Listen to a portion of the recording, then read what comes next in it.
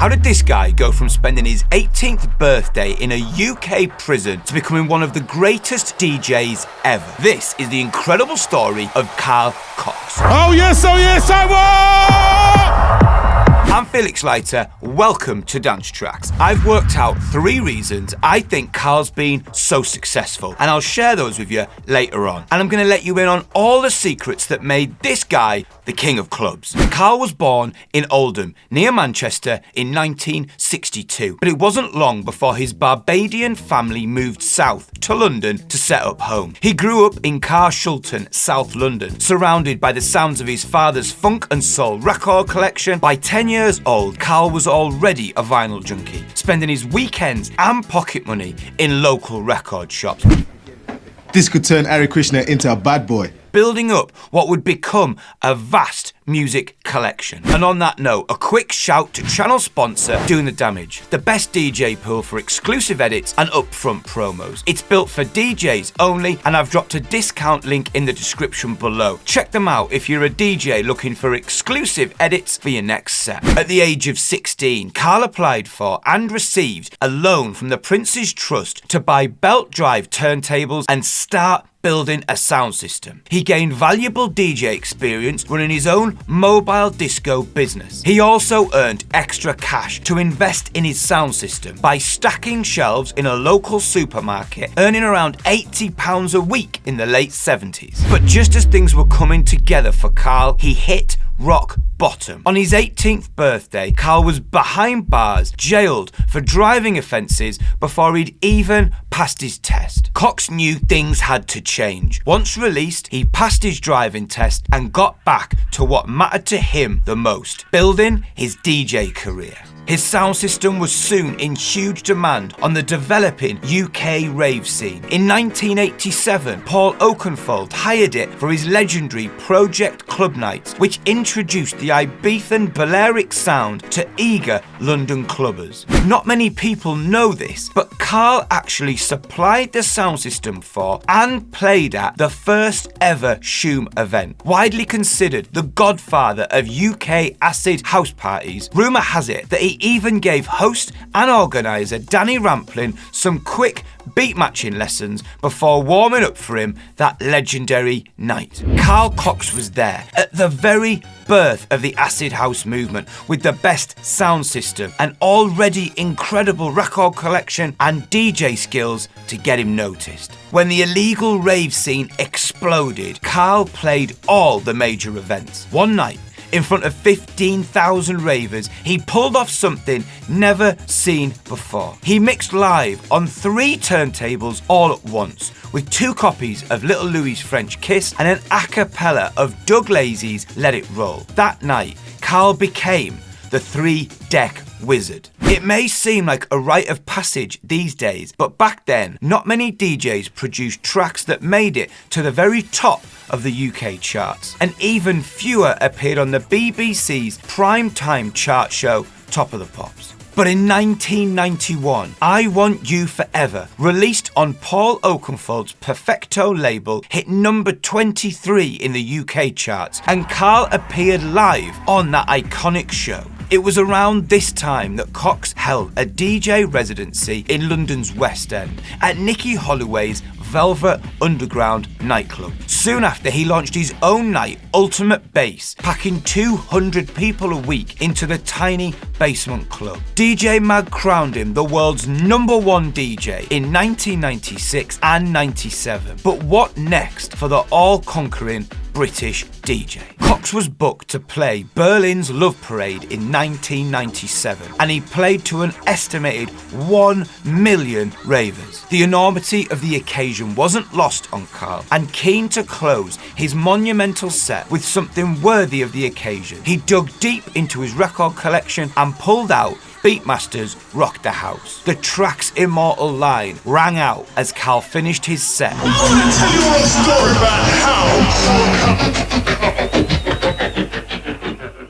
You might not know this, but Carl's a movie star too, making his acting debut in Human Traffic. What's your name? What have you had? Reach for the lasers. Safe as fuck. Released in '99, Cox plays club owner Pablo Hassan. This is Pablo Hassan.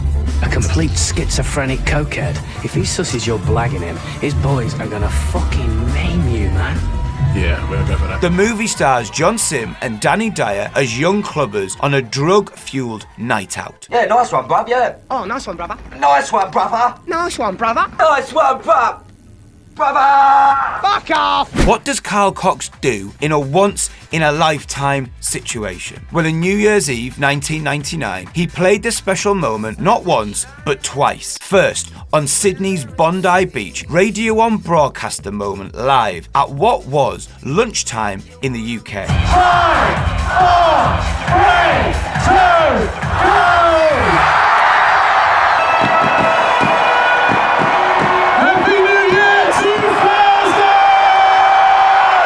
Cox then flew halfway around the world to Hawaii, crossing the international date line on the way, meaning he could play midnight on New Year's Eve one more time, welcoming in the year 2000 not once, but twice. 5, 4, 3, 2, 1, Happy New Year! To many, Carl Cox was already a legend, but how would he raise his game even further and become a household name around the globe? Back in 1996, Carl was invited to Space Ibiza and met owner Pepe, but his famous DJ residency at the club wouldn't begin until 2001, running every summer at Space Nightclub unbroken until 2016, when the legendary Ibizan club closed its doors for the final time. Adios, adieu, bid you farewell. But in a crazy twist, all this might never ever have happened. In 2007, Carl was on a flight to Barbados to see his parents, seriously considering quitting DJing forever. A terrifying experience only days earlier at the Red Noise Festival in Venezuela had shaken Cox to his core. Over 8,000 ravers were having the time of their lives with Cox on the decks when the unthinkable happened.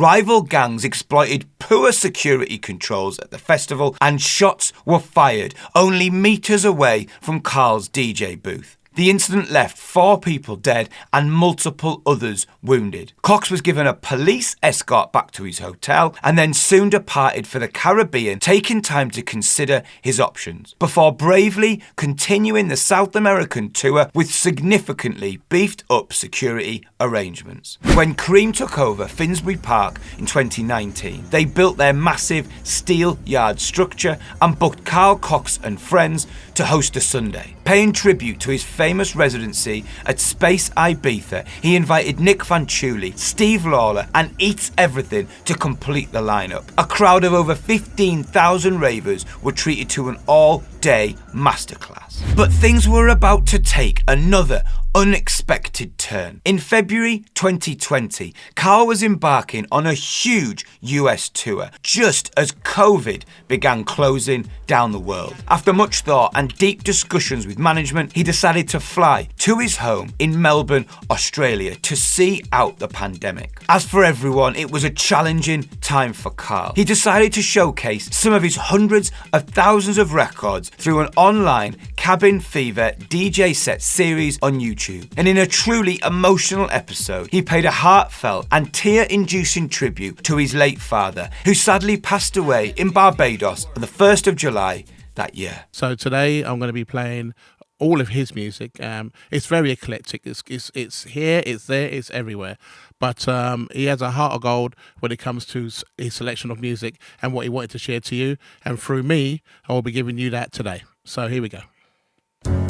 I'll drop a link to that episode in the description below so you can check it out. In 2025, Carl Cox returned to Ibiza, obviously on Sunday nights, at the island's newest superclub, Universe, giving the party people what they need: his unrivaled musical passion and unstoppable rave energy. Finish it. Finish it.